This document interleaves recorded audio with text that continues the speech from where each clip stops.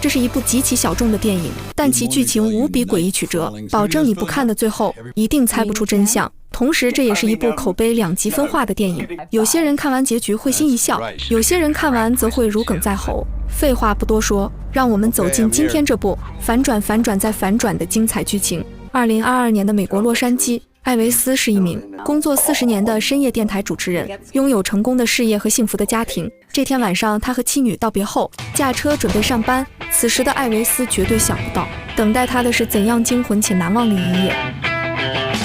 Stay tuned. 刚走进大楼，艾维斯便和保安开起了玩笑。公司所有人都清楚，他喜欢恶作剧的性格，大多也乐在其中。然而，这时一个长发男人突然走来，他紧紧握着艾维斯的手，脸上带着诡异的笑容。这过界的热情让艾维斯既疑惑又不满，因为自己从没见过这个人。但令他没想到的是，下一刻男人竟脱去上衣，掏出裁纸刀抵住下颚。这一幕顿时让艾维斯大惊失色。不过他毕竟是老牌主持人，处理过太多心理问题，很快便冷静下来。在听男人神神叨叨地说要传教后，艾维斯瞬间便想到对策。他先谎称和男人是朋友，用教义中的话语安抚他，而后劝他不如把传教视频录下来发网上，一定比只有声音的电台更有效果。这番话让男人欣喜若狂，迈着小碎步快步离开。Then I can get the message out. Yeah. I love you, Elvis. 就这样，一场危机在艾维斯精湛的口才中完美化解。不过这插曲还是影响到他的心情，导致艾维斯见到助手玛丽仍有些无精打采。对此毫不知情的玛丽讲起今晚的安排，电台请来一个名叫詹姆斯的网红做嘉宾，但艾维斯对此根本不感兴趣。还有13分钟就到明天，而明天就是他的生日，显然玛丽忘了这件事。 Happy birthday. 但这句话显然说的不是时候。这名年轻人是英国小伙迪伦，今晚是他第一天入职。不过相较于主动示好的迪伦，艾维斯更在意坐在办公室的上司苏珊。但苏珊可没有给他半点好脸色，见面就提醒艾维斯，上季度他的节目收听率完全停滞，如果再不想办法改变，老板就要让他卷铺盖走人。可艾维斯又能怎么办？他在这一行干了40年，想变换风格实在不容易。 I'm a radio host, not a TikTok. Why don't you just let me do what I do? I mean, let's not rock the boat. You know, you're really stunningly statuesque. Can you stop? Stop. Nice try, though. I think you can afford now to slow down, you know? Is that a threat? No, honey, it's not a threat. Now get out. Have a good show tonight. That was actually 2 quality minutes. 更让他糟心的是，刚出门又遇到死对头贾斯汀。贾斯汀的节目占据着黄金时间，艾维斯对这点很是不满。二人碰面免不了一番唇枪舌剑。 I don't want your show. You don't? No. I just want your slot. Listen to the local radio slap bang in the middle of Squeal Like a Pig, Arkansas. Fuck you, Elvis. 如果不是玛丽及时劝解，搞不好还会升级成自由搏击。今天仿佛是艾维斯的倒霉日，不过这些和他接下来的遭遇相比，完全可以说是小巫见大巫。0点的钟声已经敲响，开始前，他分别和玛丽与迪伦开了个无伤大雅的玩笑。不过迪伦明显还没适应这种节奏，在艾维斯密集的话语中有些局促不安。一切准备就绪，演播正式开始。 All right, people. Here we go. This is On the Line. 接下来便是一系列的奇葩问题，搞得艾维斯3人哭笑不得。演播途中，玛丽告诉艾维斯，特邀嘉宾詹姆斯因为拍摄视频，今晚无法过来做客。不过这种事艾维斯见过太多，也没有放在心上。时间缓缓来到1点52分，就在他们以为今天和往常一样，就要这样平静结束时，一个名叫盖瑞的男人突然打来电话。他刚开始并没有出声，只有紧张的喘息，直到艾维斯再度询问，他才开口。但第一句话就让3人心中一惊。艾维斯急忙开口安慰，可这根本没有半点作用。盖瑞告诉艾维斯，自己在洛杉矶一户人家的花园中。Does the home belong to someone you know? No. I'm just gonna do what needs to be done. It's better that way. 他的声音透露着紧张与不安，其中还夹杂着一丝愤怒。尽管不清楚发生了什么，但玛丽还是敏锐觉察到不对，示意要不要打电话报警。而盖瑞的下句话更是印证他的猜想，他要解决这家的所有人，因为男主人毁了他的生活。话音未落，艾维斯急忙开口安抚，告诉他，即便他们之间有仇怨，也不能殃及无辜的家人。然而回应艾维斯的是一道清脆的玻璃破碎声。盖瑞已经闯入房间，而这户人家的男主人正是艾维斯。说着，盖瑞的音调突然拔高，更是含有满满的得意与嘲讽。他精准说出艾维斯的住址，以及自己如何解决花园里的小狗，如何破窗而入。This afternoon, I threw them a couple pieces of meat.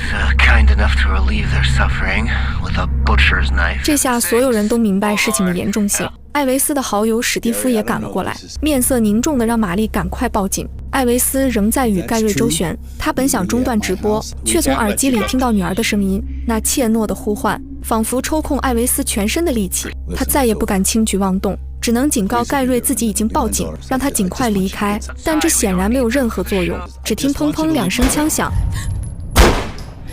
紧接着妻子的声音传来，祈求艾维斯照盖瑞说的做，因为他真的敢开枪。此时警方已经将艾维斯的家包围，他们需要时间来制定计划。艾维斯只能继续和这个疯子沟通，他不明白盖瑞究竟是谁，也不清楚自己哪点惹到了他。他是之前楼下遇到的疯子，还是和自己有过节的同事？就在艾维斯猜想间，盖瑞突然话锋一转，提起艾维斯曾经和玛丽偷情。这句话顿时让二人脸色难堪，但盖瑞可不管这些，当场要求让艾维斯在所有听众面前承认这件事，更是用他妻女的性命相威胁。此刻艾维斯已经明白，盖瑞的目的就是要毁掉他的生活，可现在妻女都在那疯子手里，无论是否与玛丽偷过情，艾维斯都只能硬着头皮承认。 Careful though, if you lie, boom, I will shoot somebody. Your affair with Mary, true or false?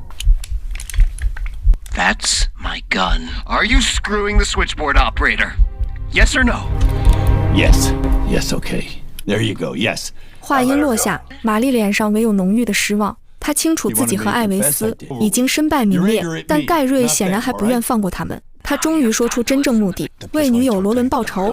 I've been with her since high school. 原来罗伦是艾维斯的上一任助手，当时艾维斯总喜欢拿他的外貌和声音开玩笑，让罗伦十分不适。他本以为辞职就会结束，但身边人仍以此来取笑他。罗伦本就有心理疾病，这件事成为压垮他的最后一棵稻草。1个月前，他给自己销了户，现在艾维斯要为自己的玩笑付出代价。So it was like a pressure cooker, and boom! I'll make it up to her. There is something you can do. 在盖瑞的命令下，艾维斯等人带着耳麦来到天台，听着他精准描述出天台的布置，艾维斯只觉十分诧异。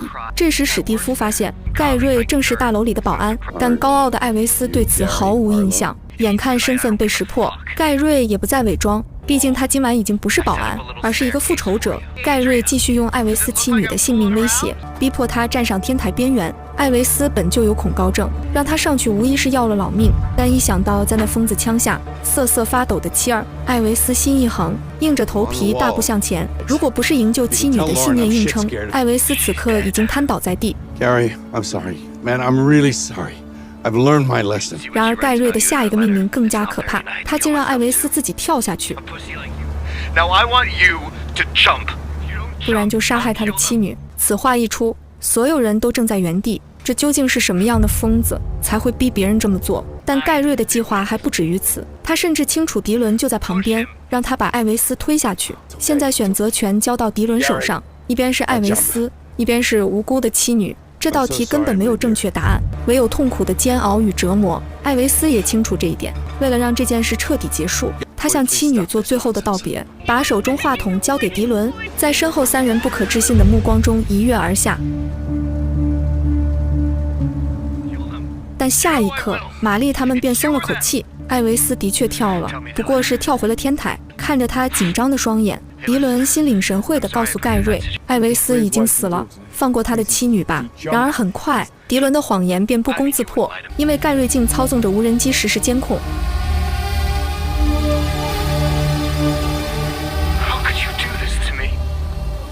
听到他恼羞成怒的质问，艾维斯急忙抢过话筒解释，可盖瑞似乎已经不顾一切，他的语气越来越愤怒，情绪越来越激动。下一刻，只听砰砰2道清脆的枪声，所有的声音彻底沉寂。一瞬间，艾维斯心如死灰，他清楚那枪声代表着什么，一切都完了。艾维斯双眼失去神采，如行尸走肉般向前走去。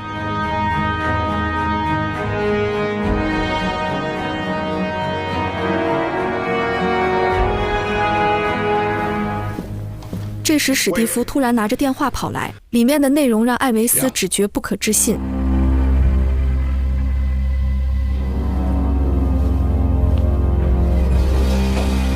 呆呆地和迪伦一起走上电梯，直播仍在继续。电台评论区早已炸了锅，所有粉丝都在鼓励艾维斯，帮他想办法抓住盖瑞。电梯里，艾维斯说出自己听到的消息。刚才那通电话是警察打来，他们听到枪声便破门而入。可奇怪的是，屋内根本没有闯入的痕迹，2条狗也活得好好的，只有艾维斯的妻女不知所踪。就在这时，盖瑞那阴阳怪气的声音从楼内所有的喇叭中飘出，但更让艾维斯2人震惊的是，楼下保安已经被人杀害。这血腥一幕让迪伦不忍直视，盖瑞则得意洋洋地解释起一切，他根本不在艾维斯家，而是把他的妻女挟持。现在3人就藏在大楼里，想要解救他们，就必须玩场游戏。而游戏的第一项就是艾维斯必须在30秒之内戴上耳麦。随着倒计时响起，玛丽急中生智把耳麦放进电梯，终于在最后一刻险而又险地送到艾维斯手中。听到艾维斯的声音再度响起，盖瑞明显兴奋起来。下一项游戏很简单，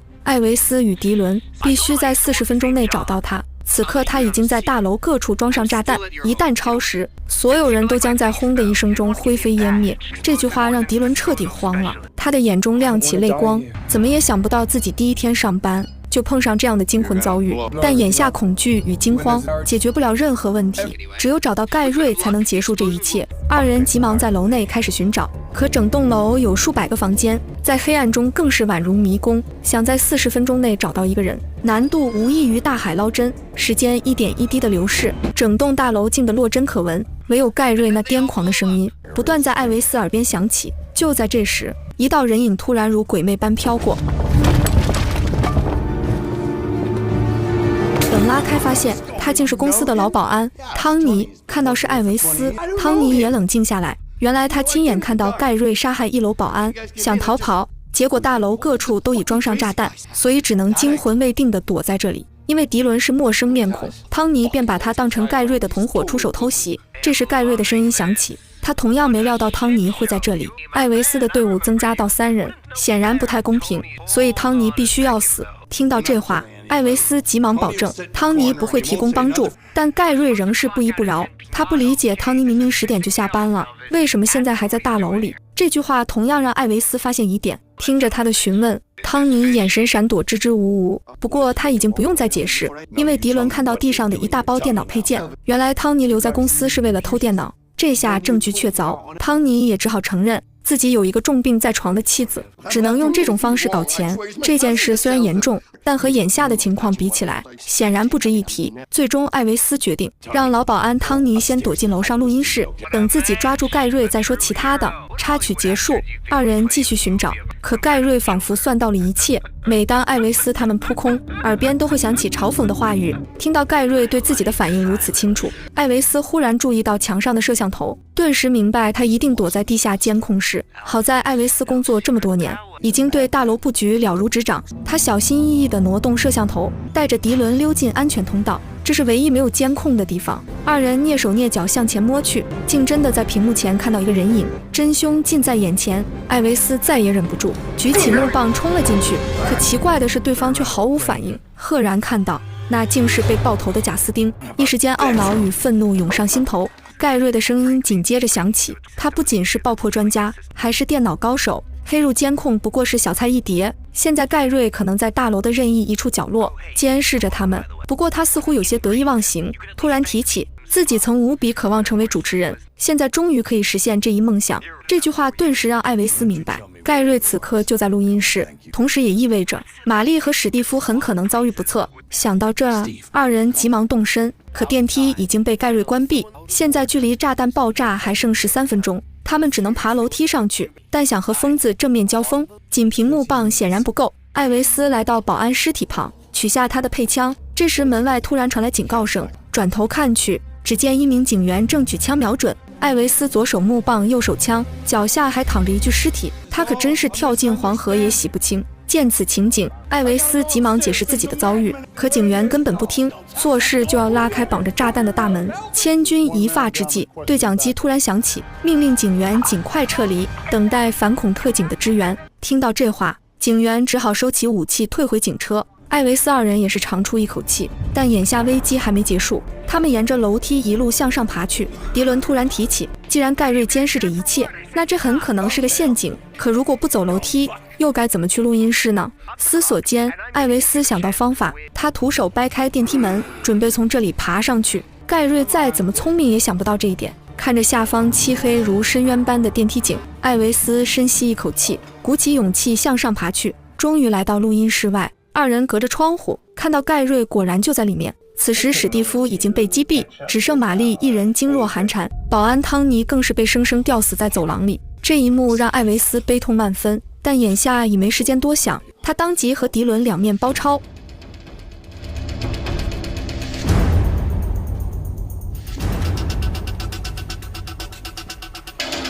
撞开房门，以迅雷不及掩耳之势制服盖瑞。可即便如此，盖瑞眼中仍没有丝毫惊慌，因为艾维斯的妻女还在他手中，只要有这个筹码，他就基本立于不败之地。为了加重自己的威慑，盖瑞又掏出引爆器按下，现在只要他松开拇指，所有炸弹就会瞬间引爆，一时间局面彻底僵住。这时桌上的手机突然响起，对方自称是反恐特警布鲁斯，已经在大楼天台找到艾维斯的妻女，但他们身上穿着精密的感应式炸弹背心，除了盖瑞，没有人能拆除。这下艾维斯彻底束手无策，他松开盖瑞，表示愿意谈判。然而迪伦却不这么认为，他拔枪指向盖瑞，愤怒到浑身颤抖，恨不得当场就解决这个恶魔。可一旦开枪，整栋大楼都将倒塌。理智告诉迪伦不能这么做，盖瑞显然也清楚这一点。看着怒目而视的迪伦，他心中突然升起一个残忍的想法，让迪伦穿上艾维斯妻女的炸弹背心，让他成为真正的英雄。此话一出，迪伦瞬间傻眼，他怎么也想不到事情会这么发展。好在艾维斯及时解围，提醒盖瑞这是他们之间的恩怨，自己会穿上炸弹背心，只希望能放迪伦等人离开。但盖瑞心意已决，他看着不知所措的迪伦，一把夺过手枪，而后告诉特警布鲁斯炸弹背心的密码。听着炸弹解除的提示音，艾维斯长出一口气，无论如何他的妻女总算是安全了。不久后，特警布鲁斯拿着2个炸弹背心走来，在盖瑞的命令下穿到迪伦身上，输入密码再次启动。布鲁斯张开双手试图劝说盖瑞投降，然而他话还没说完，这场面让迪伦3人大惊失色，盖瑞的情绪也再度激动起来，他双眼发光，无比亢奋，决定给这个故事带来最精彩的结局。然而1秒2秒，想象中的爆炸并没有发生。就在迪伦疑惑间，艾维斯3人突然爆发出幸灾乐祸的笑声，他们笑得东倒西歪，前仰后合。明明死去的史蒂夫与布鲁斯竟然站了起来，汤尼、贾斯汀等人也走进录音室。随着艾维斯向听众解释，迪伦才明白这一切只是一场恶作剧，盖瑞就是特邀嘉宾詹姆斯，而艾维斯的妻女根本不知情，因为一个女同事就扮演了他们2人。这是艾维斯等人准备数个星期的计划，还提前向洛杉矶警局报备，为的就是整蛊新人迪伦。当然，艾维斯与玛丽也没有偷情，可相较于他们的兴高采烈，迪伦脸上却看不到半点笑意，他目光呆滞，站如喽啰，仿佛还没反应过来。迎着众人得意的眼神，迪伦心中的愤怒瞬间燃至顶点，他当场脱下炸弹背心，怒摔耳机，转身离去。但即便如此，艾维斯仍没意识到事情的严重性，他对着迪伦伸出话筒，想让他和观众说几句感想。看着艾维斯等人步步紧逼，迪伦顿时变得不知所措，只能一点点狼狈后退，无意间踩空楼梯向下滚去。玛丽见状急忙上前查看，却摸到了一手猩红。这一幕瞬间让艾维斯大惊失色，他只是想开个玩笑，没想到竟闹出了人命。随着阳光升起，新的一天正式到来，但此刻的艾维斯却无比渴望这天没有来，因为迪伦在直播过程中死去，艾维斯的事业彻底完了，还要面临人命官司，生活可以说是从天堂跌落地狱。他一夜间仿佛苍老10岁，脸上唯有愧疚与懊悔，但这世上却没有后悔药。眼下大楼正门已经被记者包围，善良的玛丽劝艾维斯从后门离开，用最后的时间多陪陪家人。他已经不知道该怎么面对家人。上司苏珊突然乘车赶来，带着恨铁不成钢的神情看向艾维斯，指责他这次真的有些过了。但木已成舟，说这些又有什么用呢？艾维斯的内心越来越不安，他甚至连笔都拿不稳，转身就要离开。苏珊见状，急忙邀请他来车里，毕竟外面都是记者，艾维斯徒步可走不出去。等坐上车，广播突然响起，播报的正是昨晚之事。苏珊一把拦下准备离开的艾维斯，让他好好听听事情的结果。就在艾维斯准备迎接审判时，广播里突然传来生日快乐的祝福。更为不可思议的是，明明死去的迪伦竟坐在前排，紧接着玛丽等人也带着幸灾乐祸的笑容走了过来。原来迪伦根本不是员工，而是一名特技演员。这下艾维斯怎会还不明白，今晚的确有场恶作剧，但恶作剧的对象不是别人，而是他自己。这是同事们送给他的惊喜，也是最适合他的生日礼物。既然生活的本质是枯燥与平淡，那为什么不主动加点调料，让它变得美味起来呢？初看本片时，我本以为是一场正邪的对抗，可是看到最后，我才发现小丑竟是我自己。不知道屏幕前的你，在看完后有什么想说的呢？ I'll have the final word, all right. I'll see you all tomorrow.